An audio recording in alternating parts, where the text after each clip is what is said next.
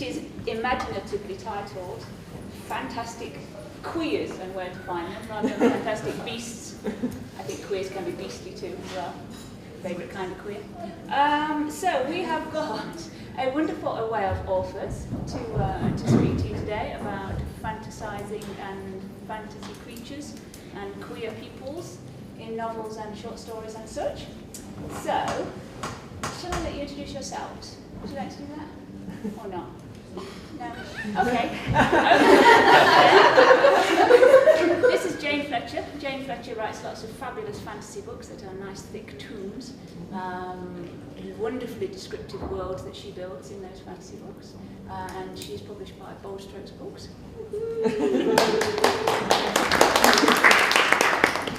Nita Round, I believe, is self-published, yes? I was with Regal Crest until this month. Okay, so Regal Crest, and then now you're self-published? No, it's Pink Tea Books. Oh, have you traded? So previously published by Regal Crest Books, Nita Round, who writes wonderful fantasy-type businesses and pirates and fabulous strong women. Mr. Matt Bright.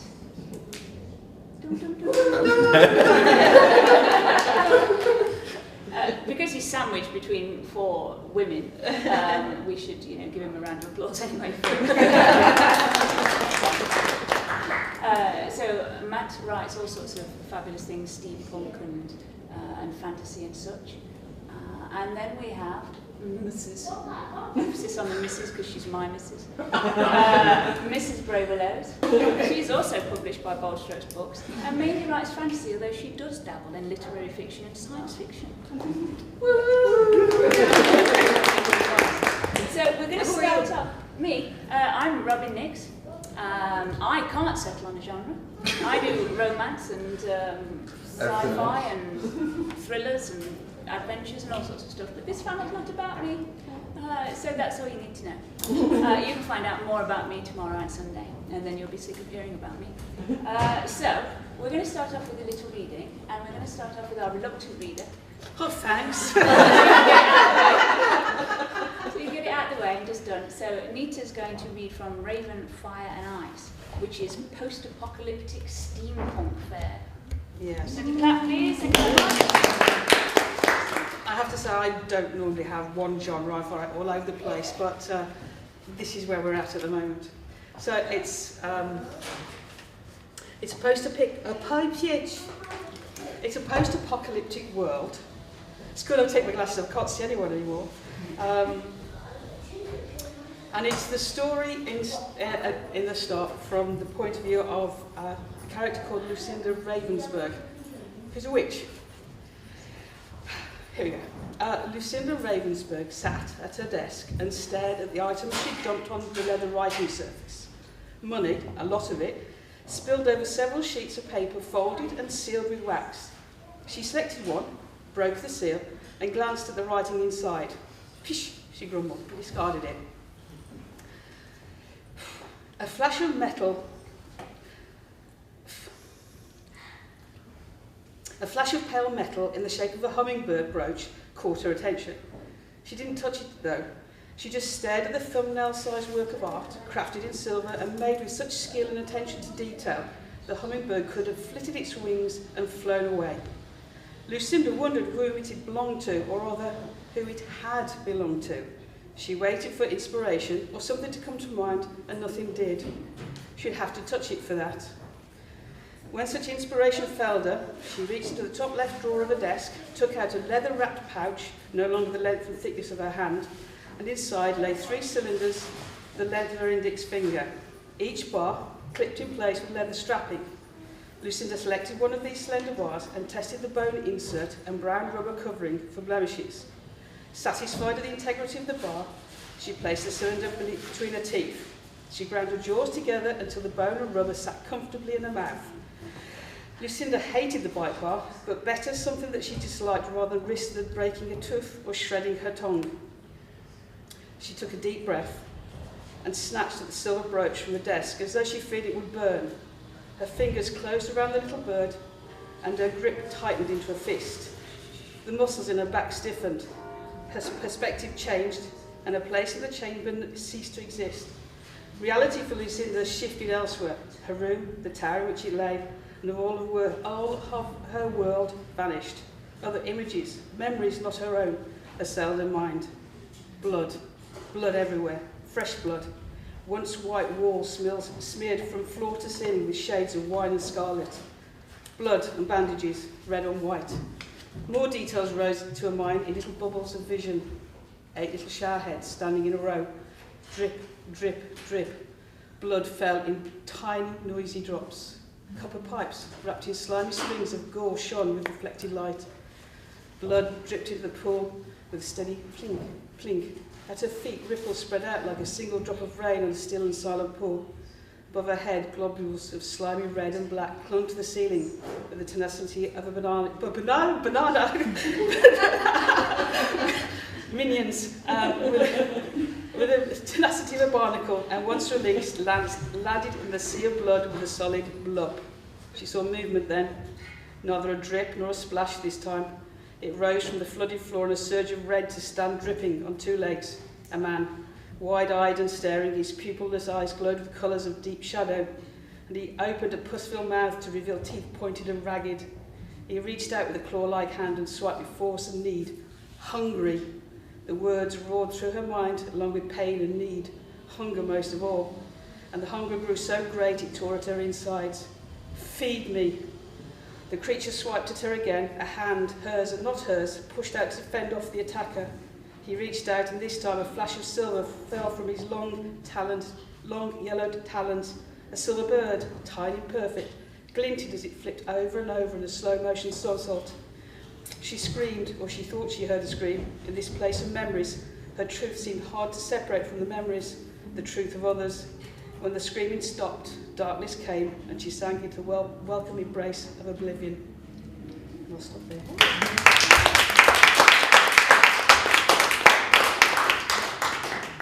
Excellent. I should be picking a copy of that up later. So you said you swapped genres. So what made you dabble in the fantasy? Well, I started with urban fantasy. I wrote a ghost story then I did a romance, and then Raven, Fire and I started out with an exercise at a writing club. The perfect opening line, and the line I came out with, blood everywhere, and that was it. And from there came a book. So it doesn't take much, does it? So Jane, you write fantasy. How did you sort of settle on that genre? Was it natural? Those are the stories that I had. More than this.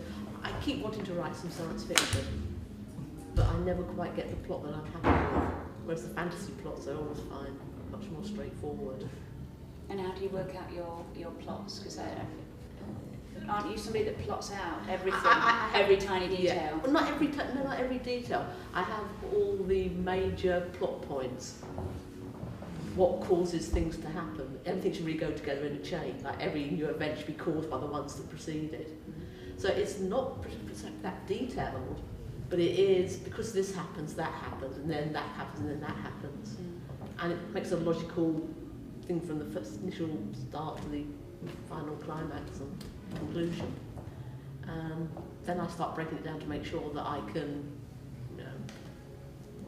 I then decide on the scenes that will tell the story and make sure that everything fits into a scene. Yeah. Juggle things around from there. But it's not that detailed, but it is a complete nuts to butter soup. Nuts to soup? Yeah. I've got no idea what that means. I just say that I'm going to Google that later. Find its etymology. No, we'll leave you to that. Matt, would you like to tell us a bit about what kind of fantasy you like to write and why? Sure. So mainly what I write is short fiction. I've spent several years trying to play the short fiction game of sending it out to magazine after magazine after magazine, some of which have succeeded. And it just kind of ended up writing in the sort of, I don't quite call it fantasy, but it's kind of spec-big. It's definitely within on that boundary. And I kind of ended up there by accident because I went off to uni, got taught to read and analyse only literary fiction until genre seemed like something that you should avoid, and then consequently spent 2 years straight after university not reading anything, not writing anything, until eventually I started writing again. Then I sent something out, and then that got published, and that was spec fic. So I wrote more of that, and I kept going. And so now in October, I've got a collection of short stories coming out, which are all speculative fiction, apart from the odd few that I kind of had to take out, put in another little separate, like secret book that was separate. Well, not secret. No, it's just a bit filthier than the speculative one. Oh, we all have the filthy books. Yeah. But so it was kind of by accident, and then like 5 years later, that I now kind of squarely consider that's my genre. That's what I know how to write, and now I don't like to write anything else because I've forgotten how. Fair enough. Okay, Bray, you focus mainly on fantasy. You want to tell us how that happens, or how that came about? I think, like Jane, that's what I had. I loved my fantasy books when I was a kid. I loved all the Piers Anthony and Robert Heinlein kind of science fiction and ridiculous. Yeah. All of them. Yeah. And so, because I loved to read it, I like to write it. And I like taking, like Matt too, it's more spec fic than pure fantasy, urban fantasy, making this world more magical than it is. Do you find that it's like an escape from reality for you, writing fantasy stuff? I'm going to start with Matt for that question. I don't. For some of it, yeah, definitely. So there was an anthology I put out which was all steampunk, and that particular genre I find to be a lot about escapism. There's a lot of other things within it, but that is very much kind of being able to transport yourself away to something different. It tends to be a mix. I just find that being able to write something with a magical or fantastical edge to it gives you that license to tell an experience or push a story something a little bit beyond what you feel like anchored in with real life, and that's really helpful if you want to write queer characters a lot of the time, which is what I always do. So it kind of gives you that extra license to push things like that. And on a really kind of nuts and bolts level within publishing it, it's marginally easier to publish queer characters within the current sort of SF world than some of the other genres. Only marginally, but it's just a bit of a leg up that helps. So. Jane? I don't. Partly there's a freedom to actually do what you want, but also in part you can use fantasy, it's always obviously like science fiction, to actually give an alternate take on different issues. So like in the Selena series, having a women's only world. So all the issues with sexism don't exist. Being gay is being lesbian is not an issue in the book. But then what is an issue? And what is that, just to explore that, writing a world where there's no men. You don't even know it's possible to have male human beings.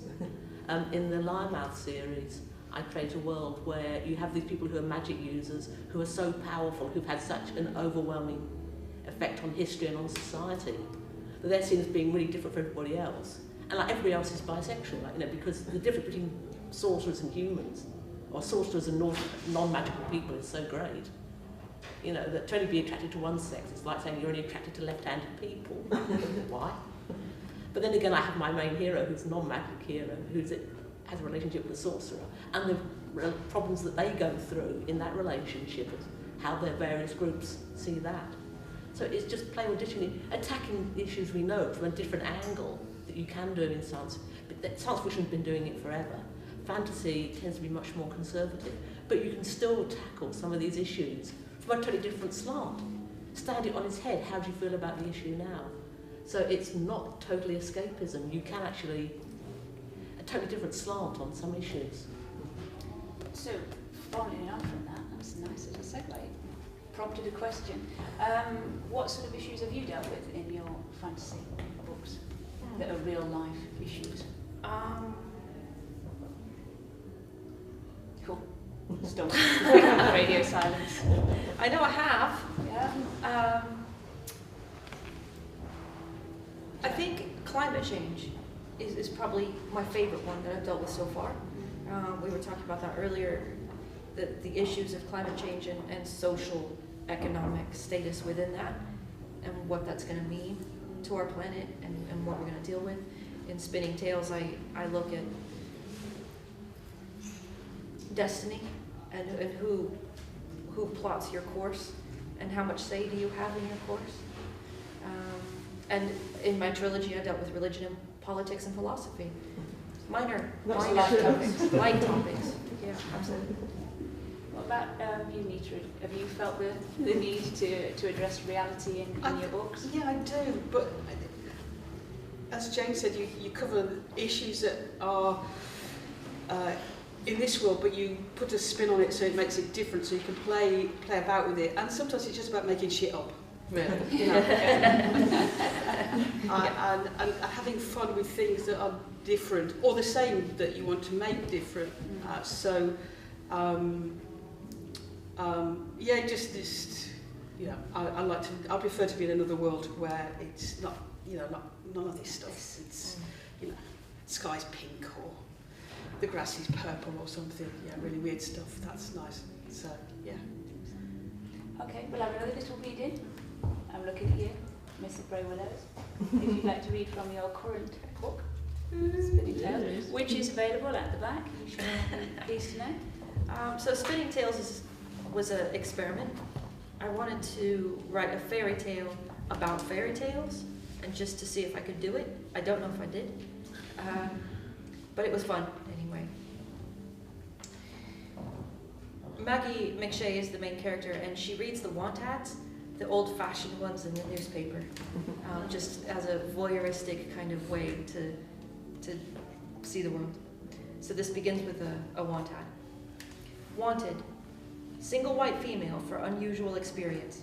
Cottage keeper for fairy tale home in highly desired location. Must be quick thinking and resourceful. All expenses paid first year, along with living stipend, for the right person ready to make a real change. For interview, call It's Your Time 21. Maggie tapped on the ad while sipping her coffee. The alarm clock hadn't been necessary today since she'd spent all night tossing and turning. Thoughts of change and what she wanted to do with her life kept her from falling asleep. And when she did drift off, haunting images of forests and red eyes glaring at her through the leaves made her wake, her heart racing. Now, sitting with her coffee and looking over the personal ads, she kept rereading the strange little ad. Why would you need to be quick thinking to manage a house? Or what is a cottage? Beneath the questions lay a flutter of excitement. Possibility beckoned. She stood, and the cat gave a petulant grump when she moved the chair it was sprawled on. This is ridiculous, right? She directed her words at him, glad he couldn't respond, and asked questions she didn't want to answer. But if I could have an income and a place to live, maybe I could figure out where I want to go next. Bleck yawned and rolled over to put his back to her. She saw him eye a mouse who snuck out, grabbed a piece of Bleck's food, and darted under the cupboard. He barely twitched an ear. You're really a piece of work, you know that? She scratched his head and got the same amount of attention as the mouse. She grabbed her bag and headed to work, but all day long she couldn't get it out of her head. By the time she got home, she was almost breathless with unexplained anticipation. Instinct led her through the most difficult situations in her life, and now it was screaming for her to pay attention. She flipped open her laptop, logged on to the newspaper website, and sent a reply to It's Your Time 21, requesting an interview. Before she'd even checked her social media accounts, there was a reply inviting her to the cottage the next day. She jumped up and looked around, wanting to tell someone, but there wasn't anyone to tell. It was too late to call London, and her sister was probably off on her yacht or buying clothes or something, not that she'd be interested. The excitement waned slightly, but she went to bed feeling more hopeful than she had for a while.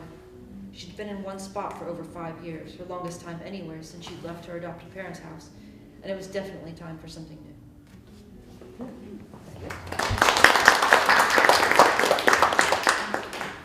So Nita, you mentioned, or you both mentioned, about kind of writing fantasy because you'd read a lot of fantasy as a child. The fantasy you read as a child, I imagine, was mostly heterosexual characters. So what is it about queering characters within your fantasy that you really enjoyed? I think when I grew up, I read a lot of Marion Zimmer Bradley, and she has the Renunciates of Darkover.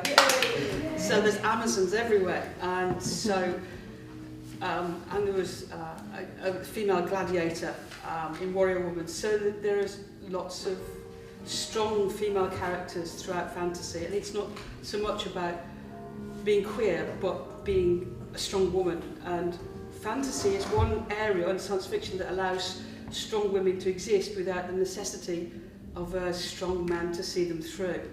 So for me, it was always about strong women rather than being queer. Obviously, own voice. I want to talk about, or I want to write about women who end up being with other women, because that's normal for me. So, and that is where. Yeah, I also read a lot of crime, but there's not a lot of queering in crime unless they're dead. Yeah, don't get me started on that. Matt, so what about you? Did you read a lot of fantasy as a youngster? I read a lot, yeah, a lot. Like I still have like a manuscript that I wrote when I was 14. It was like the beginning of an epic fantasy novel. Never read stuff you read when you wrote, but I read a lot of that, and that was, looking back, incredibly heterosexual. It didn't really stand out to me as that, except that when I was, I guess I must have been about 15, I got out from the library Clive Barker's, like selected Clive Barker. I read a couple of his stories, and that had an effect. That blew my mind. That was quite a massive U-turn from a lot of the other stuff I was reading. But all of that, like I sort of said, when I went off and started studying it, we were kind of pushed away from the genre. So when it always, all the kind of fantasy stuff that I read always struck me at the time incorrectly, but as just sort of, I guess, slightly trivial. And it wasn't until a long time afterwards that I came back to it and realised that it was anything but. And happened to kind of hit the time where a lot of other queer writers are coming up and writing. There's a lot of kind of sci-fi and spec fic writing that's coming out. So much so that we've had a lot of the backlash from various groups who think that fantasy and sci-fi is now too about social justice, etc., which is absurd. So it kind of combined. I got to go from thinking of fantasy and all the things I read as just this thing that was off to the side, and then when I came back to the genre, it was along with all the kind of queer writers that are doing lots and lots of interesting things with their characters and things in it. So it kind of is all combined in my head. That's what's exciting about it now that I've rejoined the fold, as it were. Jane, what about you? When I was young, first thing I really went to reading was mythology. Then I started reading historic fiction. I mean, Rosemary Sutcliffe was my favourite author when you're talking about 9, 10, 11. I started reading science fiction. Yeah, I don't know quite how I got into writing fantasy. I mean, I enjoyed fantasy, and obviously, I mean, I'm reading the Narnia books I remember reading. Why writing gay characters? Partly because I'm bored with straight ones. There's just so many of them, you know. I mean, I watch television, and it's really fun to me. Joe and I were watching Battlestar Galactica at the moment. It's great, but there's just so much heterosexuality. It's just nice to have something a bit different. I think it's important to me, not to make a big deal out of them being gay. I think some of the other panels we've had have been talking about normalizing things. So not a big deal that they are gay, but that they're gay, that they're queer people having adventures and being out there and doing things. Like Jane says, there's lots and lots of heterosexual people out there. I want to see gay people doing things and relate to that and enjoy it on that level. I read plenty of other books that don't have queer characters, but I want to write books for people who want to see themselves on the page. Jane, would you like to read your little excerpt?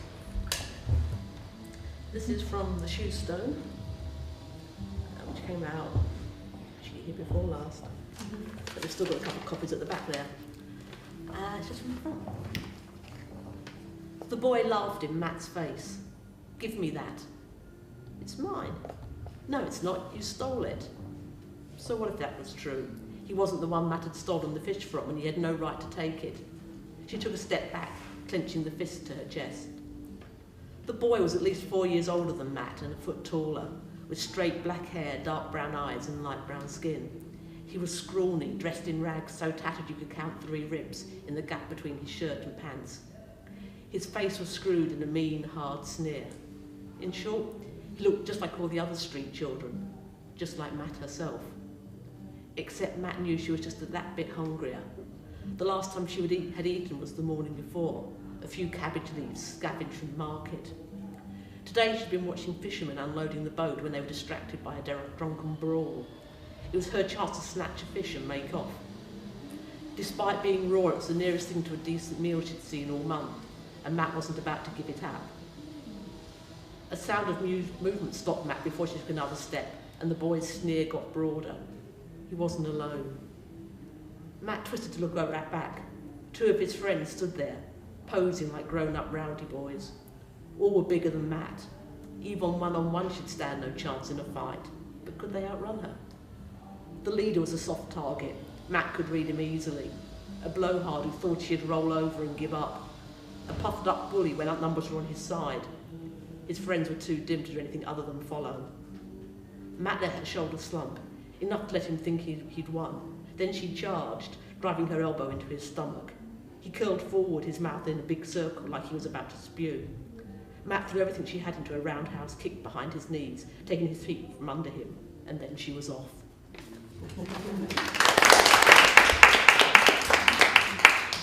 Excellent. Do we have any questions from the audience yet? Feeling brave? No? Not yet? Okay.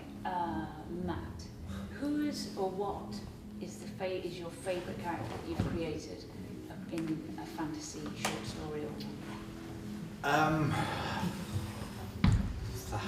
Bloody hell, that's a really hard question. Choose your favourite child. And don't I think so. Probably it's not necessarily quite my favourite character, but it's the world that I kind of made around it from the piece that I'll read a little later. And it was an idea I had of this library in which every book that has ever been lost completely ends up in this library, and it's ruled over by this slightly sinister librarian who doesn't allow you to read the books. You can only collect them, you can't touch them, etc. And the main character within the story kind of is there trying to infiltrate it, trying to steal the book.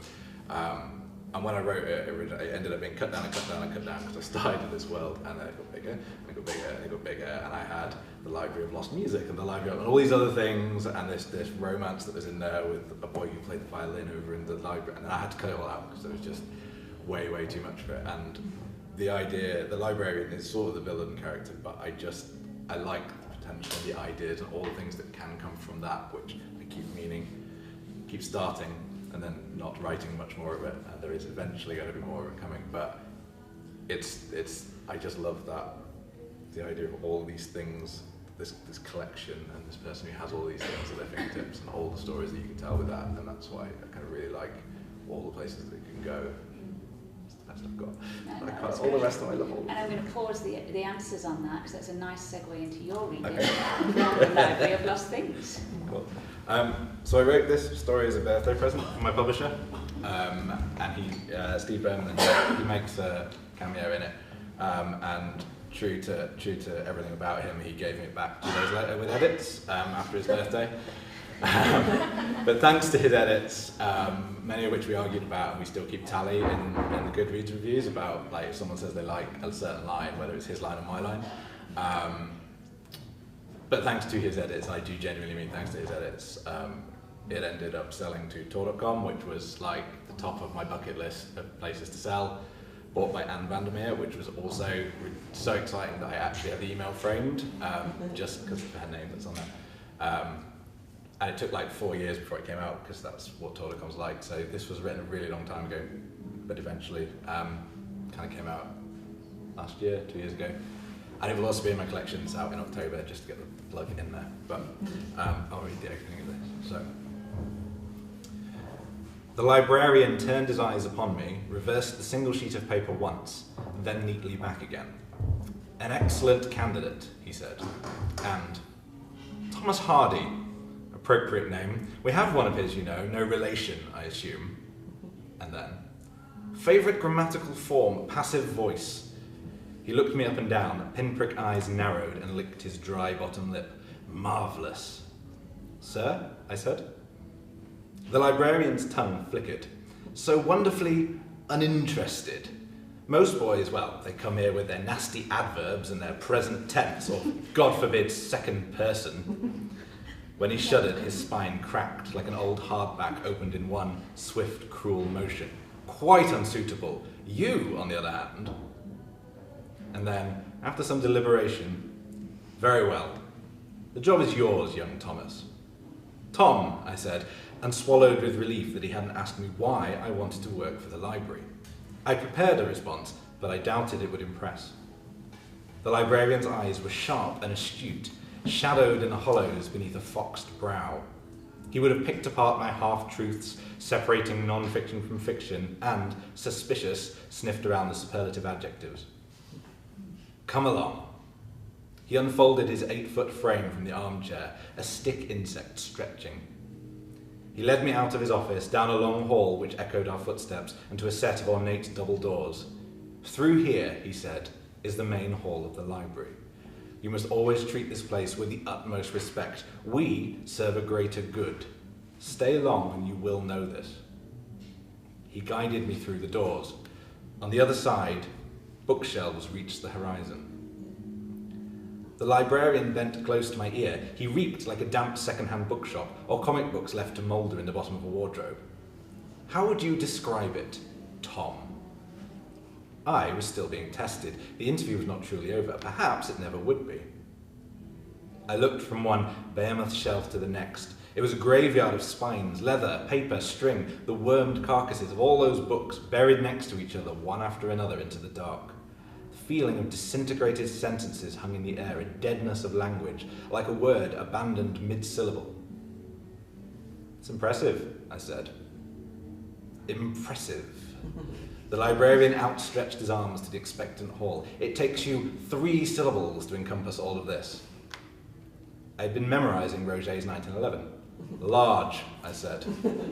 He chuckled. Better to be faced with an eternity of literature and render it down to one uttered word, one brief sound. Large. I think you'll be perfect. From beneath the shelf of peeling grimoires, scratchy muttered sounds could be heard. At first I interpreted them as squeaks, then realised instead that they were voices. Words, I realised. Stripling, gangle, pill garlic. A scurry of grey, tiny shapes crossed our path and disappeared amongst the nearest bookshelf. Ignore the rats, the librarian said. So bothersome. I try to keep them away from the books, but they overrun the place. They have a particular taste for the folios. I suppose it's only natural they've picked up some words. But such bothersome words. He licked a spindly forefinger and thumbed his lapel as if he could turn the page of his suit. To work then, my unremarkable boy.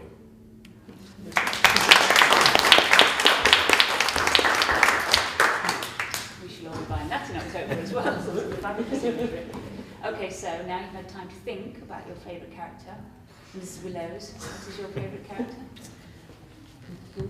I think And what? the trilogy that I did with the Furies, the Greek Furies, each book follows one Fury, but they all have a romantic interest. And in the third book, the love interest is Death.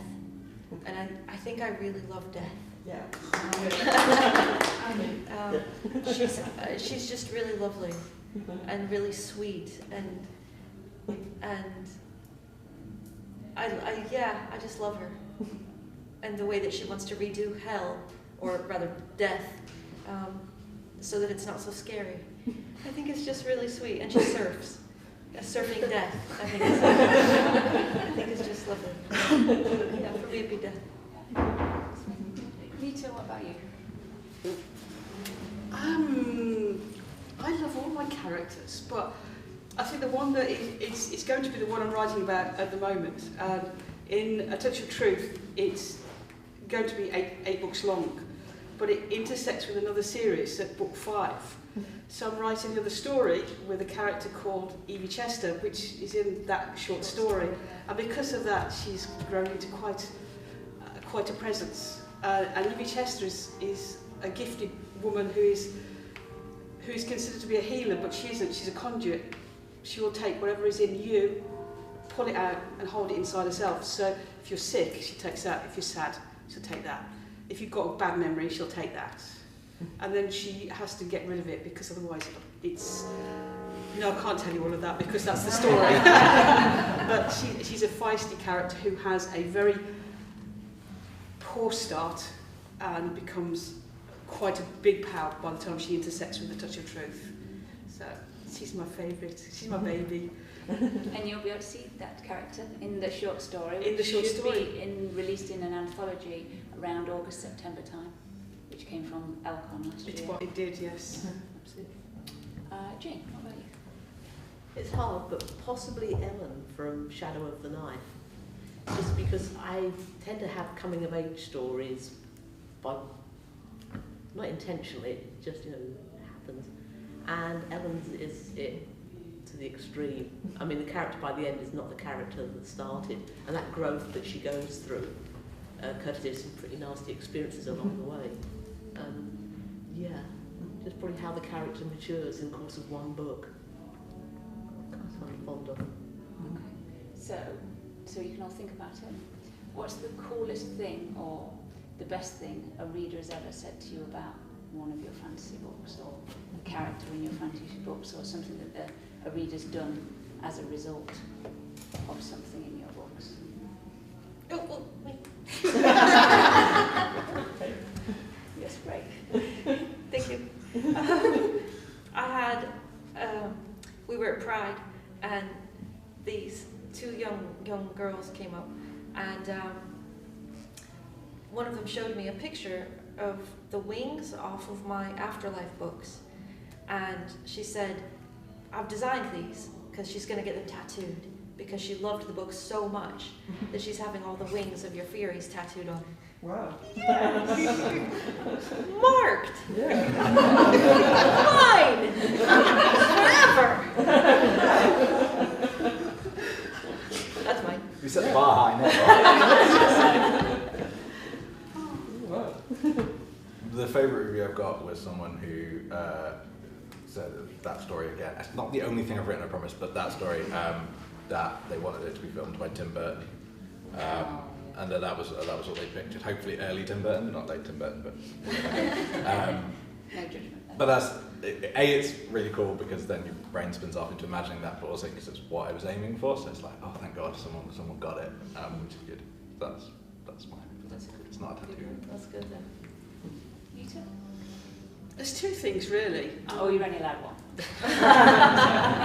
Let's make that into a story then. One is that just, you know, when you're writing that you feel somewhat despondent with nobody likes it, it's all shit, that sort of thing. And then someone comes Every along, time. yeah, every 5 minutes, Yeah. and then someone will come along. That I had a text message only a few days ago, and it was a friend of mine, and she said, well, she's a friend of mine now, that she's read my books. She said, every time I reread your books, it never ceases to amaze me how wonderful they are. And I think, well, fuck. We'll bleep that. Yeah. I've been good so far, it's only one. And then I was talking to some steampunkers a little while ago, and one of the women there has renamed herself Lucinda Ravensburg, and is going to play all the characters in a series, well, not all the characters, but she's going to play the one character in a photo shoot that is based on that. Wow, It's that's very cool. weird, really. If you That's cool. if you go on Facebook and type in Lucinda Ravensburg, bang, there she is. That's very It is weird. cool. Living embodiment of a character. Yeah, it's so characters come to I've got life. photos and everything. And are you happy then? I mean, because obviously when you think of characters, you have a picture of them in your head. Does she embody your character? Yeah, she's not. Some of the features are not quite right, but the way that she is, which is like in Victorian dress and very proper and very prim, that is Lucinda. There's always plastic surgery in there. Contact lenses would do it, you know. And dye her hair, I don't care. Yeah. Cool. That's cool. Yeah. Thank you. Jay, anything? Yeah, but it's not any one person I say this, but it's the day you're sort of sitting there, you're trying to write, and it's just not working, and I think it's crap. And I read back what I read the day before and thought, this is awful. And I'm sitting there totally miserable, and I'll get an email from fans saying, I really love your work. And that is the most amazing lift. Cheers. And So I go have a cup of tea and carry on writing. Lita had two. Can I have two? I don't know, what did the audience think? Can she have two? When my third one came out and I was feeling like these books are shit and why did I ever sit down to write? And somebody came in and said, I loved those books. It's like American Gods for lesbians. On brand. Main lesson there clearly is always tell writers that you like their stuff. We really need it. Yeah, I was going to pick up from that because everybody's kind of said when I'm writing, I'm thinking, oh my god, this is shit. So what keeps you writing? Because obviously you're on your 6th book. You must be on 12. Yeah. And Sharon's got the contract for what will be my 13th. Unlucky 13. Yeah. So you're all multi-published. So what keeps you going back for that? I mean, are you just masochists? What's the deal? Yeah. That's the other book, though. That's the secret book. Yeah. So let's start with you, Matt. It's just worth it. That's the short version. Is in the end, it's worth it when it's published, and to have readers, even to not have readers, even as long as you've created it and it's kind of out there. It is a lot nicer when you have readers. That does help. But I don't know. I've got a bizarrely thick skin for, because like I said, I'm constantly playing the short fiction game of sending stuff out, and that means you get a lot of rejections, and I have a bizarrely thick skin for that. I will turn around 10 minutes afterwards and I've got like a lot in 10 minutes of sadness, and then it goes out somewhere else. But writing, when I'm actually writing, it's like a constant cycle of, you have to have this bizarre kind of, you have to think it's genius and absolutely crap at the same time, and you have to be able to think both of those, otherwise you wouldn't write it, but then you also wouldn't be critical. It's this weird balancing act of both. And normally you can write it, you think it's a bit crap, and then you come back to it a little bit later and you find what's good in it. Unless you're writing under a deadline, and then you have to do them both in your head at the same time. So the collection is out in October. I had to hit a deadline at the end of April, and I was writing something approaching 7,000 words a day, and they were crap. Trust me, 7,000 words a day were crap. But having to then do that mental gymnastics super fast, because normally it takes a week, and I had to like do it in like half an hour and go from like, this is awful, right? Okay, but now go back and now think it's genius, and then hopefully you equal out somewhere in the middle. Hopefully. I like the way you describe that, and I've never heard that dichotomy between the it's total crap and it's genius at the same time. I think that's really, that's a good way of putting it. Jane, what about you? I'm not a natural writer. You get some people who say that they have to write, they'd go crazy if they didn't write. I could stop writing. I find writing hard work. I don't enjoy writing, but I love having written. It's not like finishing a book, and when are you going to get it published and you actually hold it in your hands? It's like the marathon run, I was talking about the endorphin high. It's the literary equivalent. Yeah. And do you read your own books once they're finished, or I used to, done I and no then longer do, but I sit and smile at them for a while. And just grin at them. Run your fingers along the nice spines. Nita, what about yourself? I love to write. Yeah? I can't not write. If I stop writing, I'm a misery to live with. Because it's not in the head. Because whilst I'm writing, it means I can focus on one thing. And I'm a pantster, so I have no plotting. It just, out it comes, 2,000 or 3,000 words a day. But and if I'm lucky, then I don't have to edit those words. They will go at the end straight to the beta reader. But if I stop writing, then other ideas start to crowd in. And the more I stop, the more the idea, oh, that's a good idea, oh, shiny idea, and it drives me completely insane. Because then these characters take your mind so fully that sometimes you don't know if they're real or they're just make-believe.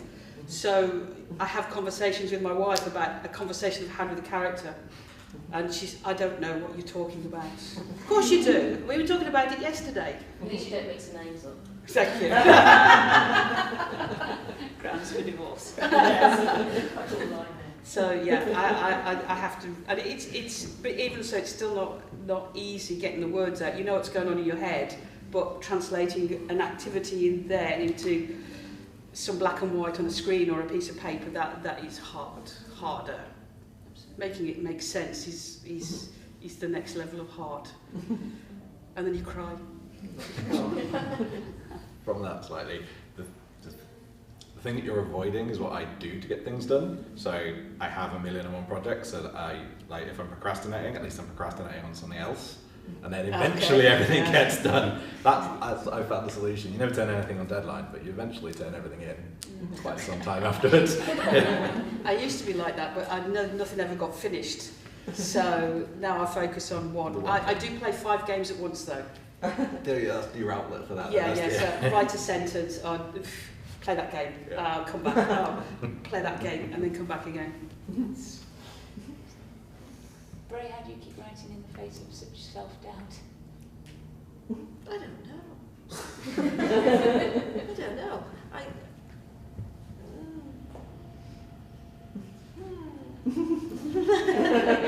don't know. I guess I've come up with ideas. I mean, the trilogy was in my head for a long time. It had to come out because it'd been there for years. So that needed to come out. And then the couple books, the 3 books that have come after, I think 2 of them came to me in a dream. And they were so fully formed that it was easier to write them. I don't know. I'm an editor first. Like Jane said, I could stop writing. I'm an editor first and a writer second. I couldn't stop being an editor. I love what I do. But the story has to be there for me. And if it's not there, I have nothing to write. Which is why I'm switching up for a little while and doing some mainstream literary fiction stuff. Because right now there simply isn't a queer story in my head. You make me too happy. If you make me miserable, I think I can write more. Oh, then I'll write poetry when I'm miserable. Yeah. Or you'd learn how to fish. Or learn to fish. And I'm a vegetarian, so that would be really something. That'd just be a line without a hook. Is anybody figuring out that I'm an imposter here? I could just do an imaginary line. Yeah. And people just think you were crazy. I think this is derailing. It is. Does anybody have any questions? Yes. I just wondered about routine and like how you fit it into your day and your life in terms of like getting the writing done. You have no friends. We'll start with you then, Bray. It has to be really structured, I think, for me. I'm a procrastinator, so I'll put stuff off forever. So if I need to get a novel done, I carve out the time and it is sacred. I have 2 hours at night where I write, and that's it. And nothing, I don't do other things. I don't do laundry, I don't clean the house, all the other things that you could possibly do.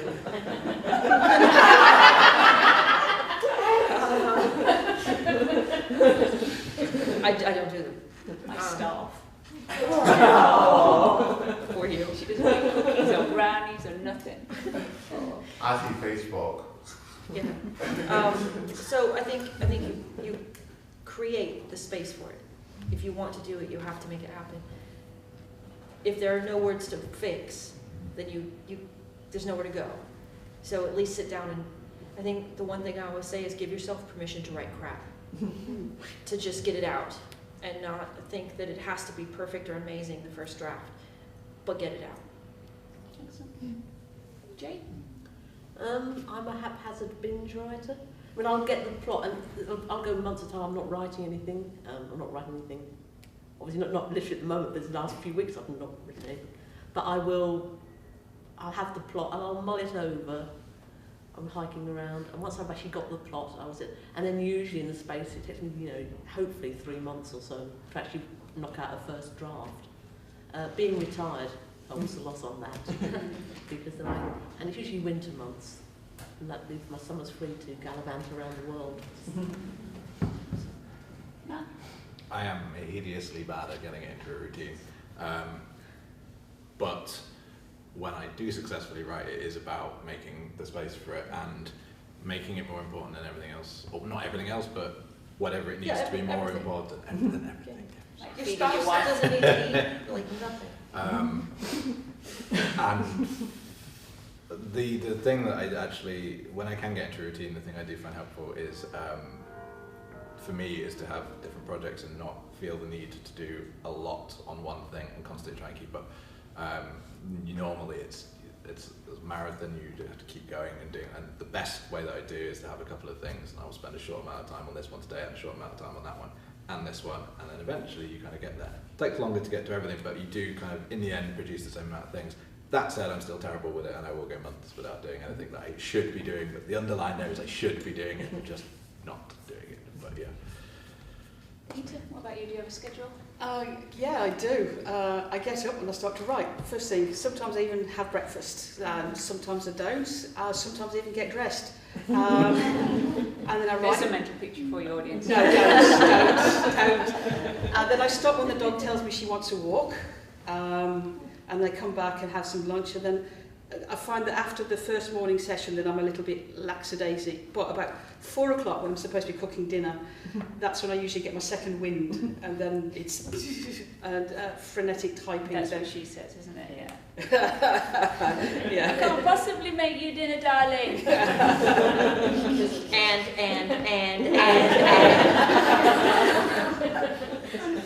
No, she wants to know how many words I've done, so that I have to.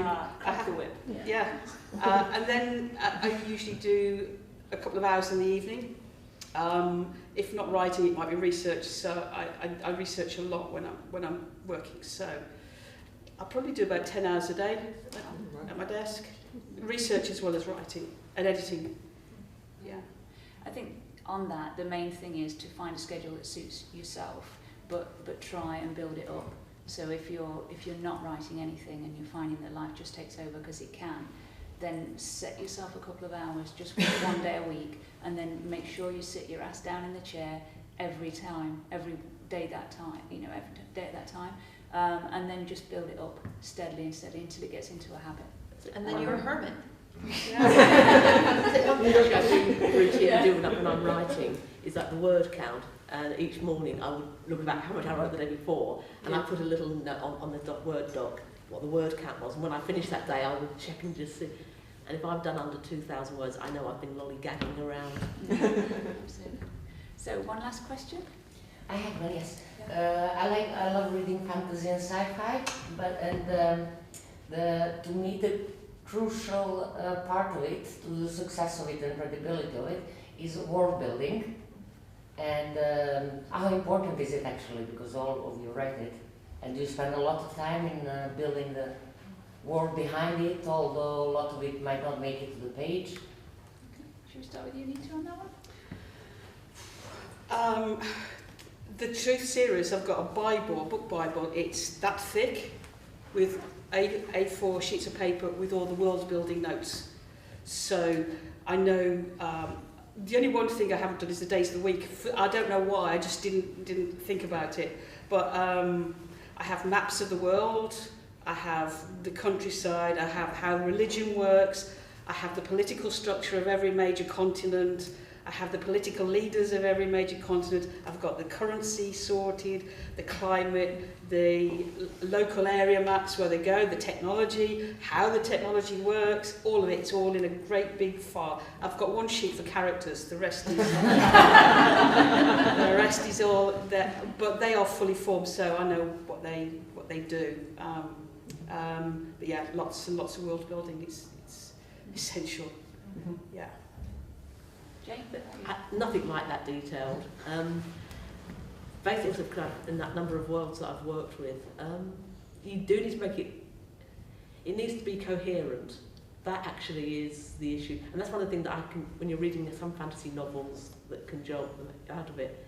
And the classic, people are going through the desert and they get attacked by this large monster. And you kind of think, well, what does it eat when there's no caravans going through? You actually need to be coherent in the end, and the readers do know if it does or not. And mistakes like that, and you can do it in all sorts of things. You can have the technology wrong.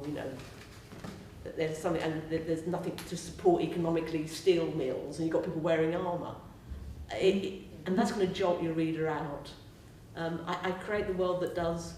I create the world to the plot. Like, what does the plot need? What elements? And then what justification can I have that has these elements in the world? And can I make it rational? And if I can't make it rational, I need to go away and redo something. It's pretty much the way that I do character. And to some extent, the extent that the world is a character. In that I want someone who's going to do this, this, this, and this, and think, well, what sort of person could do it? And if you come at the conclusion that no human being would ever do that, then you need to go away and redo it because you haven't got a believable character. And the same thing goes for a world. What history could make this world work this way that the story needs? And if I can't do that, then I need to go away and rework on the plot, because I am working on plot first rather than world. I think I have a sort of slightly different perspective in that what I write predominantly in a minute is short fiction, and what I do aside from that is editing on anthologies and short fiction. So it's often, as a reader, I do love stories that have a big, rich world in it, but the emphasis there is on rich. I want to be able to feel it and not necessarily have to know every detail. But as the writer, you normally have a load of stuff that's under the surface that you know. It's just not there. The problem comes, I think, from the sort of editing side, is that you will see, especially within short fiction, where you've got, let's say, for example, a 10-page story and 4 pages is plot and 6 pages is just telling you the world. Within short fiction, it's a little bit different. You've got to try and evoke it with the smallest amount of detail possible. It's like the kind of almost the opposite skill, and it's hard to do. And it's really hard to do when you know you should be doing it. Half of my editing is taking stuff out and stuff like they don't need to know that. But to me, it is about the writer knowing what they're trying to create and making the reader feel it. And if what the writer needs is to know all those details behind it, then so be it. If they don't, if they can just pull it together from a few details. But I think that is not completely, but certainly in some ways specific to short fiction, because you have such a short space to do it, you need to make people feel rather than sort of explain, if that makes sense. But I tried to take that skill into novel writing as well, but having not yet finished one, I'm not gonna claim any. But we've done that one. Bray, what about your worlds? Yeah, I think that's why I like speculative fiction, because it's the world we know. So I get to play with kind of this world and just expand on it. So I can take elements of what we've already got and just play with it. My next book is a science fiction where I had to create a whole new world. And God, that was hard. Yeah, that's the impression I have, yeah, because you have all this knowledge behind the scenes, which rarely makes it into the book, but you do need to have it in your hand. It was a ridiculous amount of research. and why does this plant grow here and not there, and animals and things, and oh, I'll never do it again. Well, that's my answer. It is hard. So definitely, I'm going to stick with the world we know.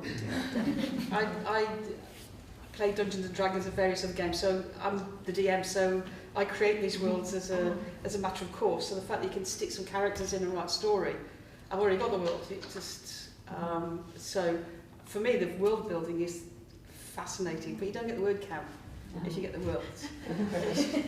You're still going to have 45,000 words on a world, but no story. Thank you very much. So if we can give a nice little round of applause to our esteemed panel.